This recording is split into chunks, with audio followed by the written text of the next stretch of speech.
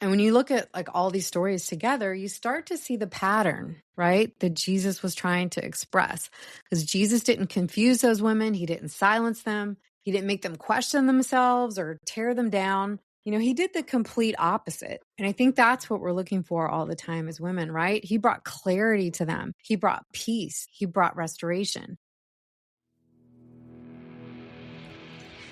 If you're tired of living in survival mode and questioning your worth and faith after divorce and want simple steps to heal, drop that shame and guilt, and rebuild your confidence, you're in the right place. Hey, I'm Lori Ann, certified Christian life coach and midlife divorce mom of 2.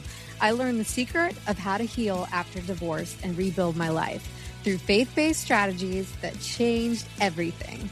And if you're ready to remember who you truly are, rediscover your purpose in midlife, love well again, and care for your body and soul, welcome to the club. You're in the right room.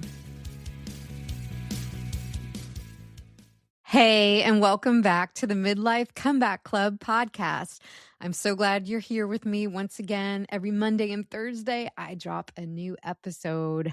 And today we are going to be talking about something that I really don't think gets talked about enough. And that is the subject of emotional abuse.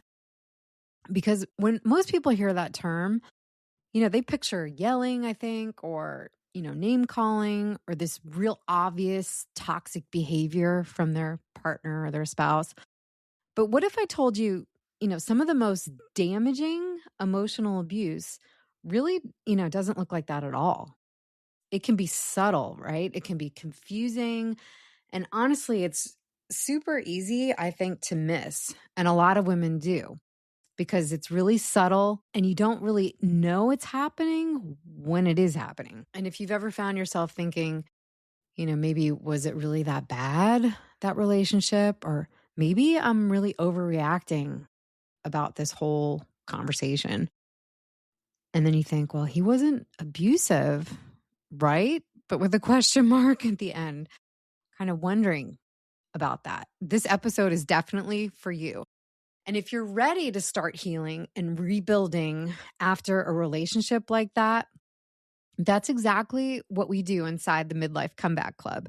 It is my annual group coaching membership where women just like you heal together. It's an amazing group of women in this community who are walking the same path as you after divorce, similar, maybe not the same exact circumstances, but they are healing from what they've gone through and they are trying to launch their divine comeback. And we have weekly live group Q&A calls, which are awesome, where we all get together and we discuss what's on your heart. And me as your certified life coach will walk you through what you're going through every single week. And you also get my free program inside the annual group coaching membership. I've included it in there. So it's this 90-day transformational program that so many women have walked through. And I just love the stories that come out of that program from women who have gone through it. People's lives have been totally changed. These women have, gone out there and they've healed from their relationships and they've started brand new relationships with people that they never imagined they could possibly have in their life. They have taken a completely different career path and changed their life with their career. They've changed their financial circumstances. They've gone out there and started businesses. And they're just doing all the things that they dreamed about, but never thought they could. And I'm so passionate about helping you get there too. So please check it out. It's in the show notes. And I would love for you to come join us. All right. So here's the problem I think that a lot of women, don't realize they were in an emotionally abusive relationship until they're out of it.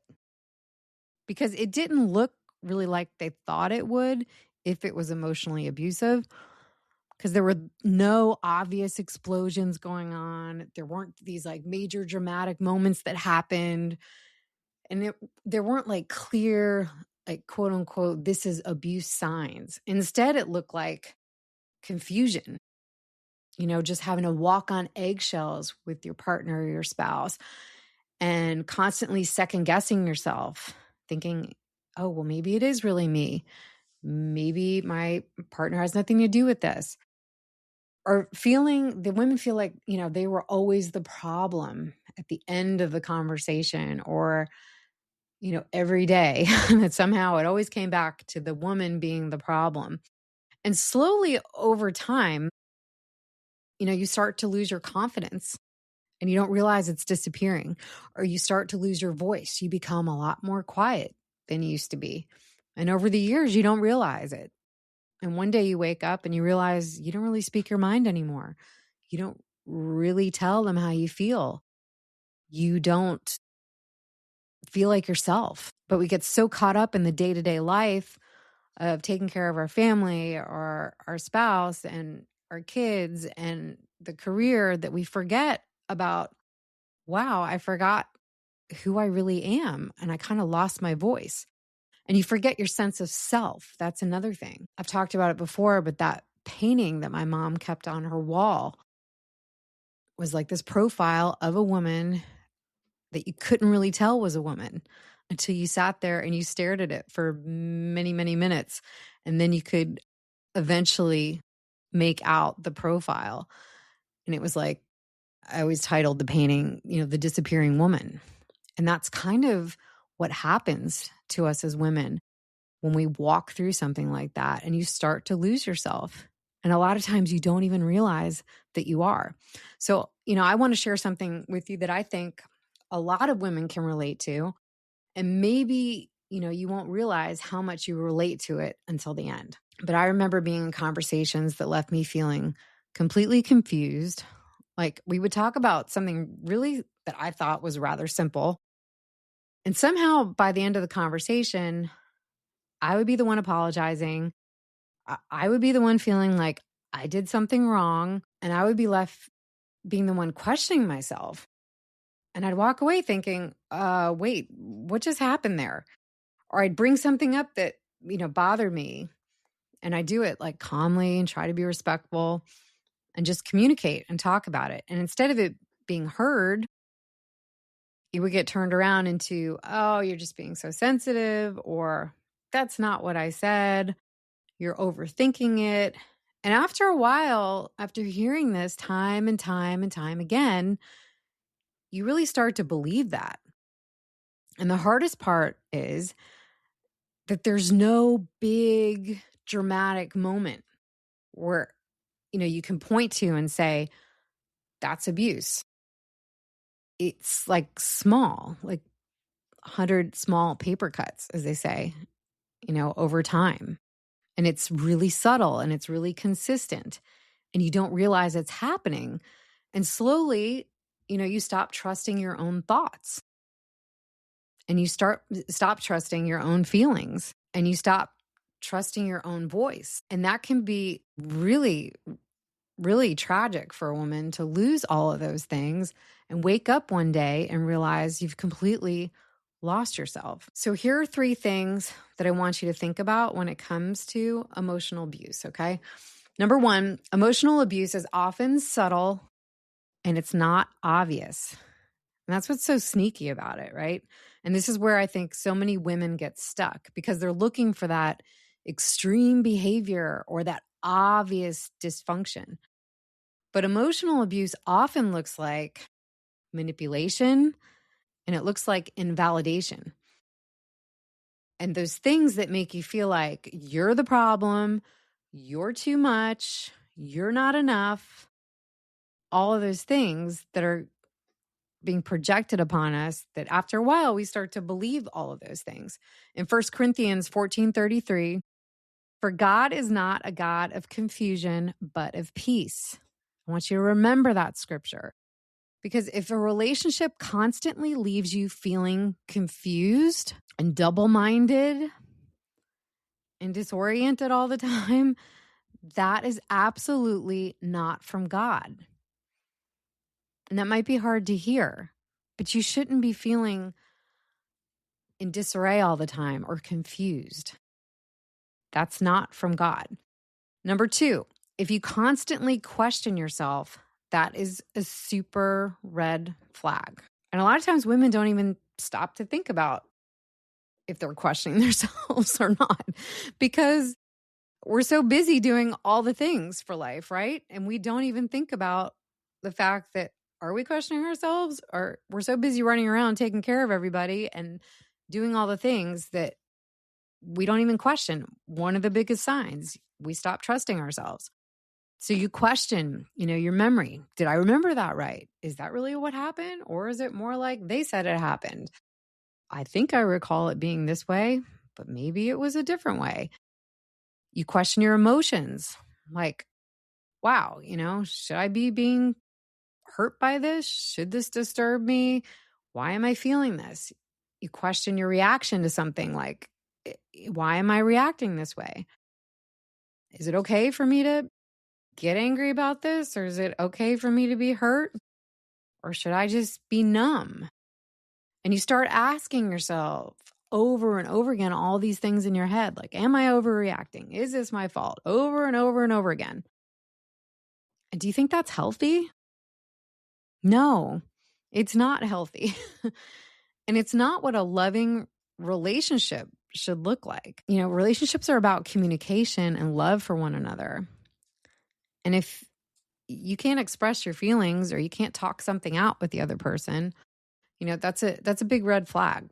Number 3, love does not require you to lose yourself. Especially as Christian women, I think sometimes we can definitely get this wrong. Love should not cost you something. Sure, do we sacrifice for our partner?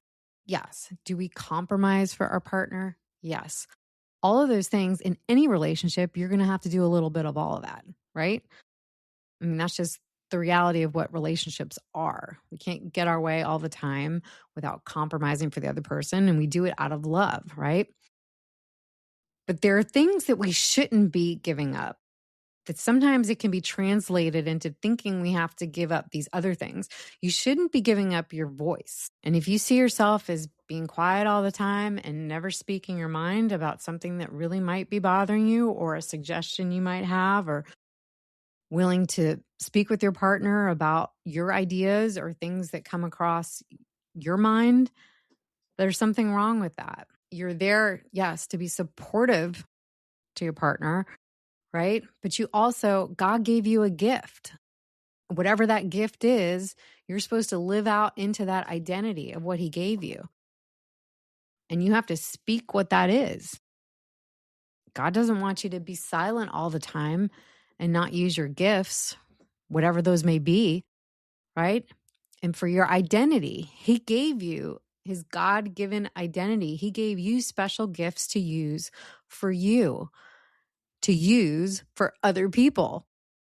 And if you're stifling yourself, not using your gifts because you're scared about what others may think, and you don't feel like you can be the person that God called you to be, then we have a problem there. And love shouldn't cost you your peace, right? Peace is so important in a relationship.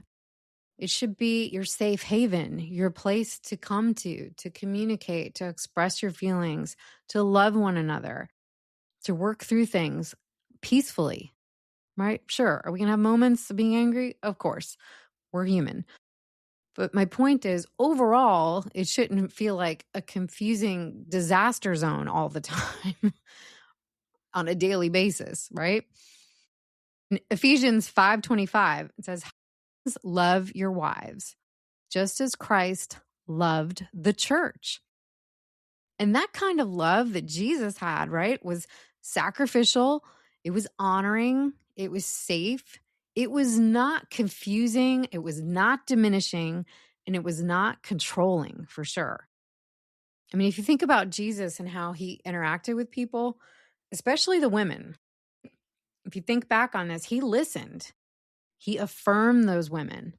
He spoke truth with love and kindness. He did not manipulate them. He didn't try to confuse those women. And he definitely didn't tear them down. No, he brought clarity to their lives.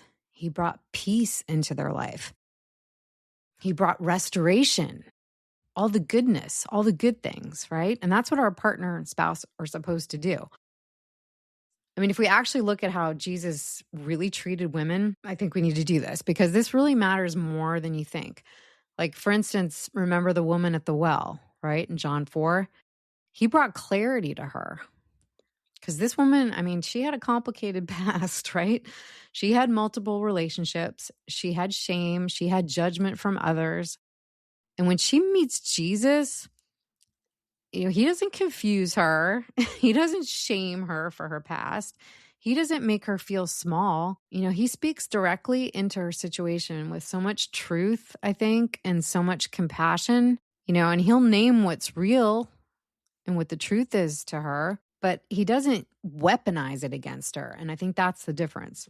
And for probably the first time, she is seen clearly in her life because she's not being criticized. She's not being dismissed. And she's not being made to feel like she's too much. She was just understood. And I think as women, so much, that's all, most times that's all we want, right? We just want to be understood, and you think about all the women that were caught like in adultery, right? He brought peace to them. Jesus brought the peace. Remember the woman being dragged out in front of the crowd. She was humiliated. She was exposed or waiting to be condemned, right? In front of everybody. And what does Jesus do? He doesn't join in on all the chaos. No, he doesn't pile on all the shame and all the guilt. She's had plenty of that, right? He brings calm into that situation. What did he say? He said, let any one of you who is without sin to be the first to throw a stone. And one by one, what happened? They left. And then he looks at her and he says, neither do I condemn you. Now that's peace, right? It's not fear. It's not punishment. It's not control. Just peace. I mean, Mary Magdalene is another one, right? He brought her so much restoration. She had a past. She was known for it, right? But Jesus didn't refine her by who she used to be. He just restored her. He gave her dignity, right? He gave her a purpose. Get this, she was one of the first people to witness the resurrection. And that's not accidental, I don't think, at all. I think that is true restoration from Jesus. And when you look at like all these stories together, you start to see the pattern, right? That Jesus was trying to express. Because Jesus didn't confuse those women. He didn't silence them. He didn't make them question themselves or tear them down. He did the complete opposite. And I think that's what we're looking for all the time as women, right? He brought clarity to them. He brought peace. He brought restoration. So if you've been in this type of relationship where you were just left feeling confused or anxious, like you couldn't trust yourself, that's not the kind of love that God designed for you. And that's what I want you to think about this week. So if you've been sitting there wondering, was it really that bad, my relationship? Or why do I still feel so affected by it? I want you to know that what you experienced, it matters. And just because it didn't look extreme to you or to other people, it doesn't mean that it didn't impact you. And if you're ready to start healing, rebuilding your confidence, and reconnecting with who you are, I definitely have the group for you. It's my group annual coaching membership called the Midlife Comeback Club. It's so awesome. It's where we walk through all of this together with faith, support from me, your certified Christian life coach, and other women in the group. We have real conversations. Weekly, we have a live Q&A every week where we get together and talk about what's on your heart. And I walk you through your feelings and your next steps and what's the best path forward. And it's so great. You get my whole 90-day transformational program free inside the group coaching membership. And women have told me that that's the biggest bonus because it just kickstarts this whole divine comeback that they're going for. And it just brings so much clarity, like we were talking about today, and peace to where they are and how to move forward through the process. And it just redirects their entire future. And I've seen so much goodness happen in the group with these women. It's so incredible.